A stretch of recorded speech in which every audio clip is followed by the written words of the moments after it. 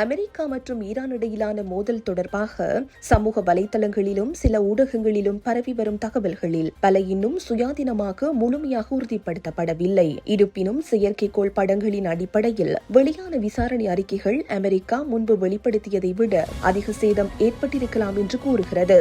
குறிப்பாக த Washington post வெளியிட்ட ஆய்வின்படி மத்திய கிழக்கில் உள்ள 15 அமெரிக்க ராணுவ தளங்களில் குறைந்தது 228 கட்டடங்கள் அல்லது உபகரணங்கள் தாக்கப்பட்டதாக தெரிவிக்கப்பட்டுள்ளது. இதில் ஹேங்கர்கள், எரிபொருள் கிடங்குகள், ட்ரேடர் அமைப்புகள் மற்றும் ஏவுகணை தடுப்பு வசதிகளும் அடங்குகின்றன. அதேவேளை F-35 போர் விமானம் சுட்டு வீழ்த்தப்பட்டது.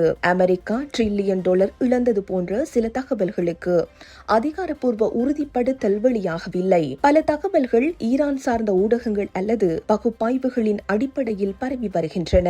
அமெரிக்க ராணுவ அதிகாரிகள் சில தளங்கள் தாக்கப்பட்டதை ஏற்றுக்கொண்டாலும் பெரும் சேதம் ஏற்பட்டதாக வரும் மதிப்பீடுகளை முழுமையாக ஏற்கவில்லை. இந்த மோதல் குறைந்த செலவிலான ட்ரோன்கள் மற்றும் துல்லிய ஏவுகணைகள் கூட உலக அதிசக்திகளின் பாதுகாப்பு அமைப்புகளை சவாலுக்கு உள்ளாக்க முடியும் என்பதை வெளிக்காட்டியுள்ளதாக பாதுகாப்பு ஆய்வாளர்கள் கருதுகின்றனர். இந்த செய்தி உள்ளிட்ட மேலதிக விரிவான செய்திகளுக்கு www.behindmenews.org என்ற எமது இணைய பக்கத்தினை பார்வையிடவும்.